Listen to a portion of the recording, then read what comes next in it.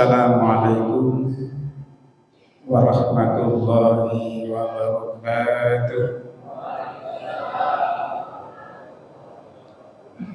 Alhamdulillah wa syukrulillah ala ni'matillah. Asyhadu an la ilaha illallah wahdahu la syarika lah.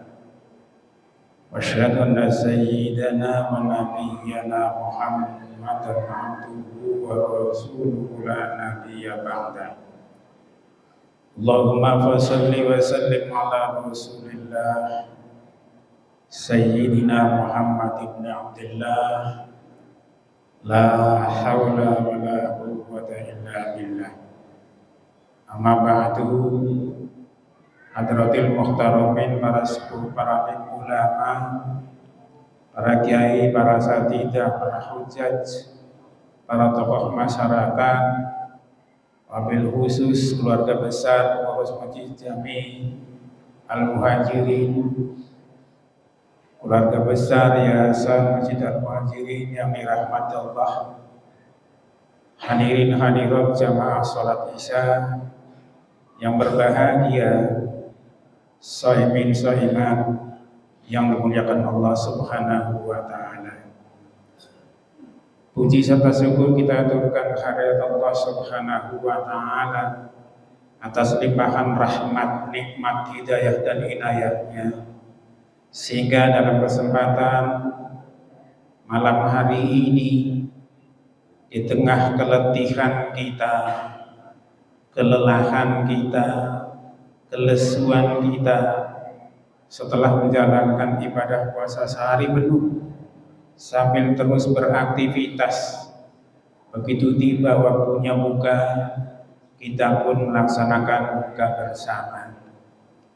Paling tidak bersamaan waktunya.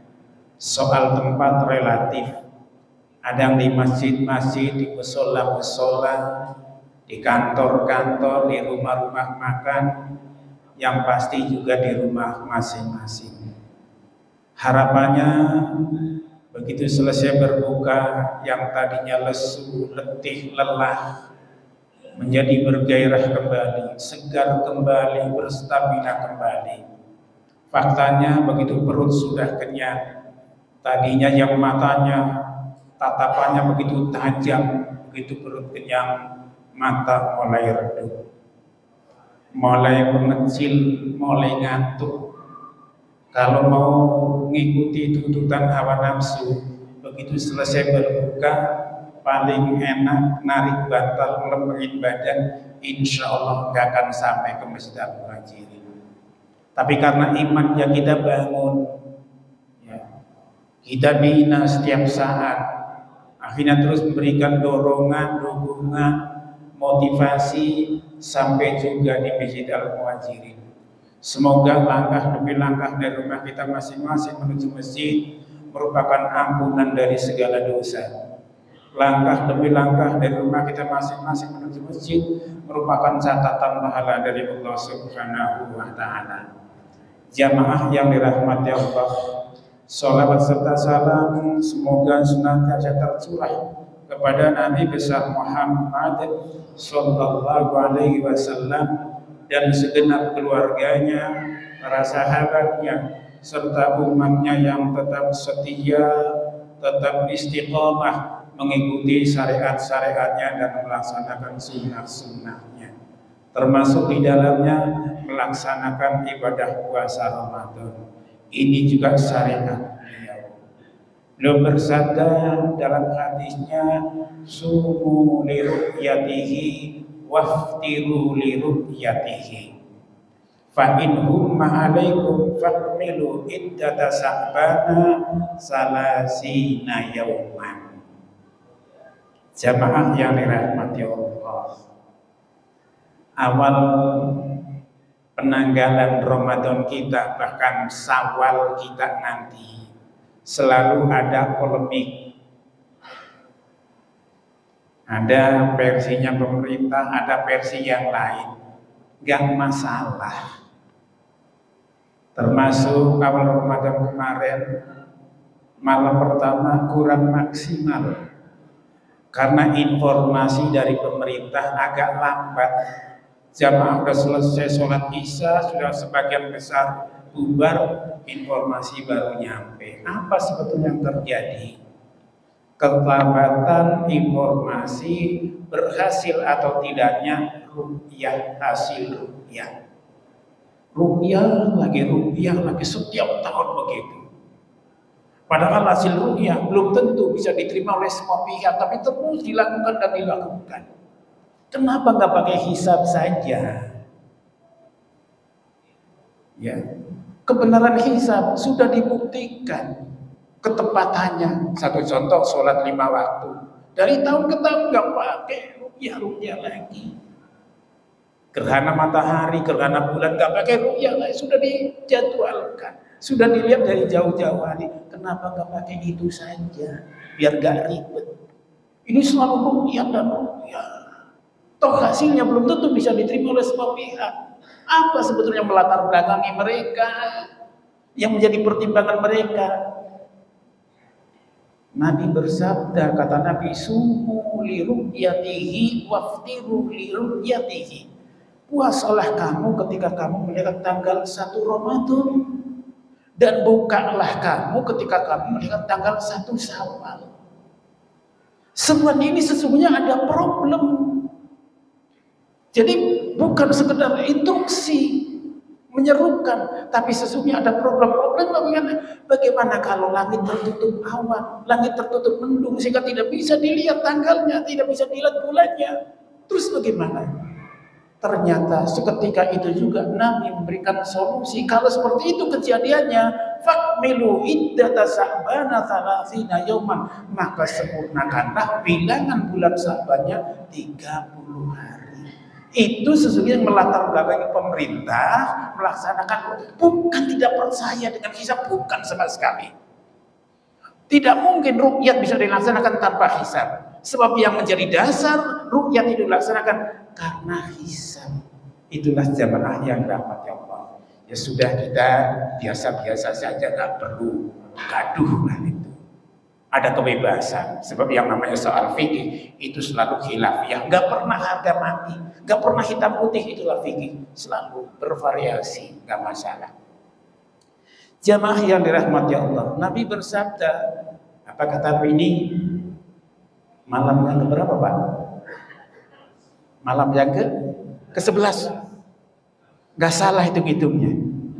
Kebetulan saya nggak hitung, Pak, tapi tanggal 1 Syawal pasti akan ketemu. Yang puasa juga, yang nggak puasa tetap akan ketemu tanggal 1 Syawal. Jadi nggak dihitung pun nggak apa-apa sebetulnya. Tapi kalau hitung ya boleh-boleh saja. Ya. Nabi bersabda, kata Nabi, man shoma ramadhana imanan wa ihtisaban ghufira lahu ma taqaddama min dhanbihi wa ma ta'akhkhar wa fi riwayatin ukhra qayyam waladathu ummu. Siapa orang yang berpuasa di bulan suci Ramadan, yang melatar belakangi dia puasa, yang memotivasi dia puasa karena iman semata, bukan karena yang lain. Jadi puasa kita semata-mata karena iman kepada Allah, bukan karena surga dan neraka, bukan. Puasa kita jangan mentarget surga, puasa kita jangan mentarget neraka. Saya puasa agar masuk surga, saya puasa agar terhindar dari neraka. Jangan. Itu berarti tidak ikhlas. Jadi selalu minta imbalan, minta balasan dari Allah. Surga dan neraka sepenuhnya di tangan Allah. Tapi yang pasti surga dan neraka itu akan diberikan kepada siapa saja yang berhak menerimanya. Surga akan diberikan kepada orang yang taat, dan tidak mungkin akan diberikan kepada orang bermaksiat. Surga akan diberikan kepada orang yang bertakwa, tidak mungkin surga akan diberikan kepada orang yang durhaka. Itulah jamaah yang dirahmati Allah. Jadi tuntutan kita, target kita hanya karena Allah Subhanahu wa ta'ala. Wahtisaban, penuh perhitungan. Hal-hal yang menggugurkan, menghanguskan pahalanya puasa diantisipasi betul. Termasuk juga di dalamnya jangan sampai gugur puasanya, jangan sampai batal puasanya, meskipun hanya 1 hari tanpa ada alasan yang bisa diterima kebenaran alasan itu oleh syariat agama. Kalau kita membatalkan puasa dan alasannya tidak bisa diterima kebenarannya oleh syariat agama, maka Nabi katakan, man aftara yauman bi ghairi udhrin syar'iyyin lam yakfi bi shaumi dahri kulli. Siapa orang yang batal puasa satu hari saja tanpa ada alasan yang bisa diterima kebenarannya oleh syariat agama, maka puasa yang ditinggalkan satu hari itu, puasa yang dibatalkan satu hari itu, kalau dibayar, kalau diganti dengan puasa sepanjang tahun, masih belum terbayarkan dan belum tergantikan. Itulah jamaah yang dirahmati Allah. Apakah setelah kita puasanya penuh 1 bulan kemudian otomatis kita mencapai kesucian, puasa kita diterima? Belum tentu juga. Jadi puasa tidak bisa berdiri sendiri. Ada syariat-syariat yang lain yang harus ditegakkan. Kita puasa tanpa membayar zakat fitrah, kita tidak dapat apa-apa. Nabi bersabda, "Shaumul abdi mu'allaqun bainas samawati wal ardh hatta yu'addi zakatal fitri." Puasa seseorang pahalanya terkatung-katung antara langit dan bumi. Tidak sampai ke hadirat Allah, tidak juga bisa dimiliki oleh orang yang puasa itu sendiri sebelum zakat fitrahnya dituntaskan, dibayarkan, diselesaikan. Puasa 1 bulan penuh, zakat fitrah tidak dibayarkan, tidak dapat pahalanya puasa. Itulah hadirin jamaah yang dirahmati Allah, zakat fitrah harus dibayarkan. Dan orang yang berpuasa tidak membayar zakat fitrah, kesucian jiwanya belum terpenuhi. Orang yang berpuasa tidak bayar zakat fitrah, tidak ketemu Idul Fitri, kembali kepada kesucian tidak ada. Kalau lebaran pasti. Siapa orangnya yang ketemu tanggal 1 Syawal pasti lebaran. Yang puasa, yang tidak puasa tetap ketemu lebaran. Yang taat, yang maksiat ketemu lebaran. Kalau sekedar lebaran, bahkan yang tidak puasa, langkahnya lebih jauh bagi mereka untuk lebarannya kemana-mana disabangin. Kalau sekedar lebaran, tidak, bukan sekedar lebaran, tapi Idul Fitri, kembali kepada kesucian. Kenapa tidak mencapai kesucian? Nabi bersabda, apa kata Nabi? Zakatul fitri tuhratul lis-shaimi wa tut'imul masakin. Fungsi zakat fitrah itu dibayarkan untuk mensucikan jiwa orang yang puasa itu sendiri dan memberi makan kepada fakir dan miskin. Orang berpuasa tidak membayar zakat fitrah, kesucian jiwanya belum terpenuhi dan hak-haknya fakir miskin tidak terpenuhi juga. Sebab antara hak dan kewajiban itu saling berkaitan. Hak seseorang akan dipenuhi manakala kewajibannya ditunaikan. Ketika kewajibannya tidak ditunaikan, maka haknya tidak terpenuhi. Ketika hak orang lain tidak terpenuhi, maka diancam oleh Allah. Apa kata Allah? Orang yang tidak memenuhi hak orang lain. Ara'aital ladzi yukadzibu bid-din fadzalikal ladzi yad'ul yatim wa la yahuddu 'ala ta'amil miskin. Kata Allah, tahukah kamu orang-orang yang mendustakan agama? Kita berpuasa, kita tarawih, kita tahajud, kita tadarus, tidak membayar zakat fitrah, maka sama artinya kata Allah pendusta agama. Tahukah kamu orang-orang yang mendustakan agama? Siapa mereka? Itu mereka yang menghardik anak yatim dan tidak mau memberi makan kepada fakir miskin. Haknya fakir miskin akan terpenuhi manakala kewajiban kita ditunaikan. Ketika kewajiban kita tidak ditunaikan, maka haknya fakir miskin tidak terpenuhi. Itulah jamaah yang dirahmati Allah. Termasuk juga zakat malnya juga harus dibayarkan. Setahun sekali, terserah mau diambil bulan Ramadan, Syawal, atau bulan yang mana saja. Yang penting 1 haul di akhir tahun itu dibayarkan. Setahun sekali. Mau dilaksanakan bulan Ramadan, boleh di bulan yang lain, terserah. Zakat mal harus dibayarkan juga. Ini panitia zakat, baitul mal, pengurus DKM mendapatkan tugas yang berat dan beban yang berat. Sebab Allah memandatkan kepada mereka, apa kata Allah? Khudh min amwalihim shadaqatan tutahhiruhum wa tuzakkihim biha. Ambil dari harta orang-orang kaya. Yang disuruh siapa? Panitia amil zakat, pengurus DKM. Khudh, ambillah min amwalihim, dari harta-harta mereka yang kaya. Tutahhiruhum wa tuzakkihim biha, untuk mensucikan jiwa mereka orang kaya itu sendiri dan membersihkan harta mereka. Dan itu yang mendapatkan mandat di pundaknya adalah panitia amil zakat. Mereka yang hartanya sudah mencapai ini semua tidak bisa membayar, tidak mau membayar zakat, maka panitia ambil zakat tidak boleh tutup mulut, harus diingatkan, ditegur. Bahasa Allah, khud, ambil. Jadi seolah main ambil saja, nggak pakai diminta lagi. Bahasanya Allah seperti itu, khud min amwalim, ambillah dari harta mereka.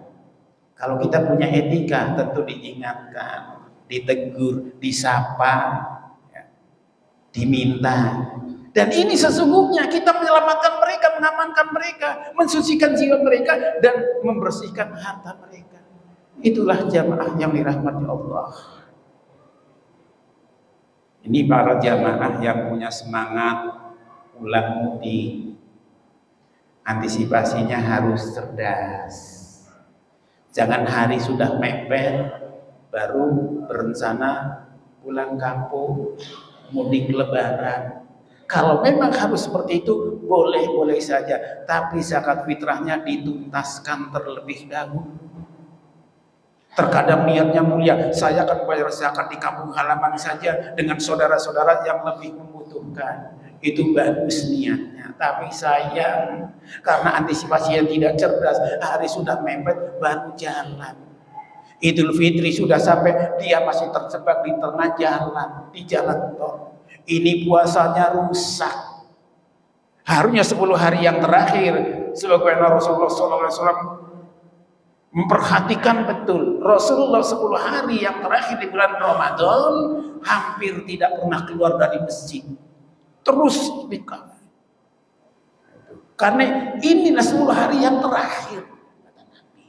Setelah hari ini, 10 hari yang terakhir selesai, sudah nunggu 1 tahun lagi Ramadan akan tiba. Itu pun kalau umur kita sampai, kalau tidak. Tapi tradisi kita justru hari yang sangat genting yang harusnya kita ketat mengawalnya, justru terlalu longgar. Berangkat 1 hari sebelum Lebaran. Ternyata begitu tanggal 1 Syawal sudah tiba, kita masih terjebak di tengah jalan. Sholatnya tidak tahu seperti apa. Ya kalau dari area masih mending, ada musola, ada masjid. Sholatnya terlantar.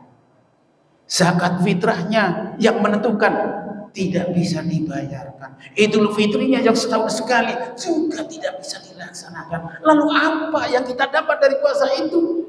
Ilal jum' wal atos, hanya lapar dan dahaga saja yang kalian dapat. Ini kalau ternyata terjadi seperti itu, kita terjebak di tengah jalan, padahal besok harus sholat Idul Fitri. Kalau begitu terjebak, kita turun, lalu cari mustahik, bayarkan zakat fitrahnya, meskipun sholat idnya tidak terselamatkan. Sholat subuhnya jangan-jangan juga tidak terselamatkan. Paling tidak zakat fitrahnya bisa diselamatkan. Kita turun dari mobil masing-masing, cari mustahik, bagikan itu zakat fitrah kita masing-masing untuk menyelamatkan puasanya. Tanpa itu nggak bisa tertolong sama sekali. Nah kalau ternyata itu sampai terjadi, itulah yang dikatakan oleh baginda Rasul. Banyak sekali orang melakukan ibadah puasa di bulan suci Ramadan, tapi yang dia dapatkan hanya lapar dan dahaga saja. Itu yang dimaksud dengan wahtisaban, penuh perhitungan, antisipasi, waspadaan, jangan sampai puasa yang kita lakukan itu bisa rusak. Itu yang pertama. Yang kedua,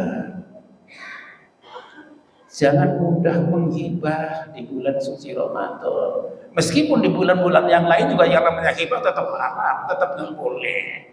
Apalagi di bulan puasa. Ini kadang-kadang gak boleh bohong, tar aja habis lebaran bohongnya.